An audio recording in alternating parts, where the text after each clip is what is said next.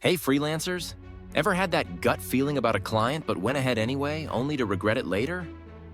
Yeah, we've all been there. But guess what? You can avoid those problem clients before they drain your time, energy, and reputation.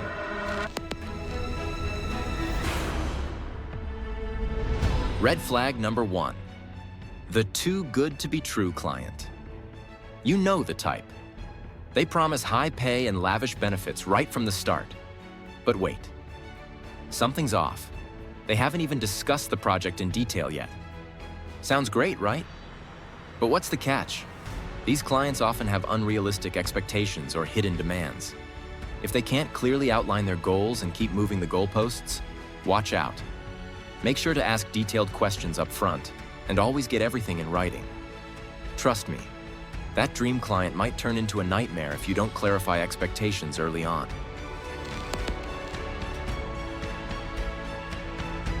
Red flag number 2. Lack of clarity. If a client dodges questions about the scope or budget, they're likely setting you up for scope creep, where you're expected to do extra work with no extra pay. Don't get stuck in the never-ending project. Push for a well-defined scope and clear budget early on. And remember, if they're vague now, it's only going to get worse. Lock everything down in your contract. If they keep avoiding details, that's your sign to walk away. Red flag number 3. Unrealistic deadlines. Clients who want results yesterday and then some are setting you up for failure. Be upfront about your time requirements. If a client insists on an impossible timeline, it's better to walk away than burn out.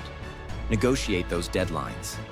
If they're not willing to budge, it's a clear signal that they don't respect your process, and that's not a relationship worth pursuing.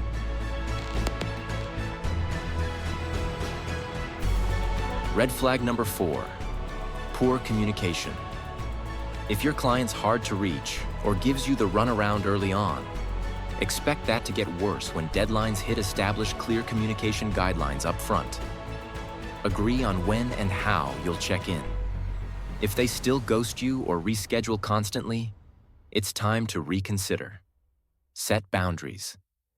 And if they keep vanishing on you, don't hesitate to move on. Red flag number 5. The dreaded micromanager. This client questions every decision, demands constant updates, and tries to control everything. Not only is it exhausting, but it slows progress and destroys trust. Set boundaries right away. Let them know you'll keep them informed, but need space to work. If they can't trust you, it's time to reconsider that partnership. Red flag number 6. The lowballer. If a client starts by haggling over your rates or asks for a discount, they're likely not going to value your work throughout the project. Stick to your rates. Don't compromise your worth just to secure a project. It's better to walk away from a lowballer than work for less than you deserve. Red flag number 7. Disrespect for boundaries. If a client's sending you midnight emails, asking for personal favors, or just not acting professionally, expect more chaos down the line. Set clear boundaries from the start. If they can't respect your work hours or your professionalism, you're better off without them. Red flag number 8. Bad reviews. Do your research. If a client has a track record of late payments or burning through freelancers, don't ignore it. Check reviews on platforms like Upwork or Fiverr.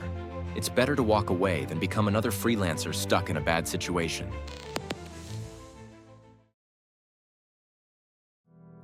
All right, here's the toughest part: when to say no and move on. We've all been there. You want the work, maybe even need the work, but something just doesn't feel right. How do you know when it's time to walk away from a client? Saying no can feel risky, but in freelancing, protecting your time, energy, and mental health is crucial.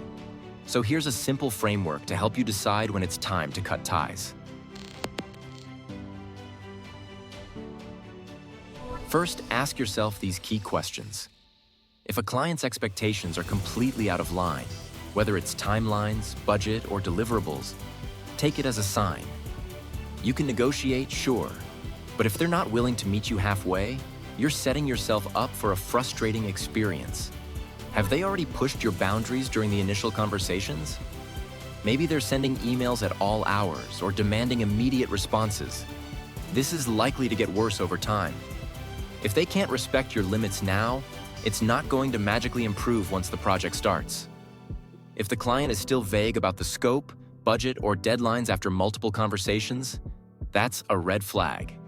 You don't want to start a project where you're constantly guessing.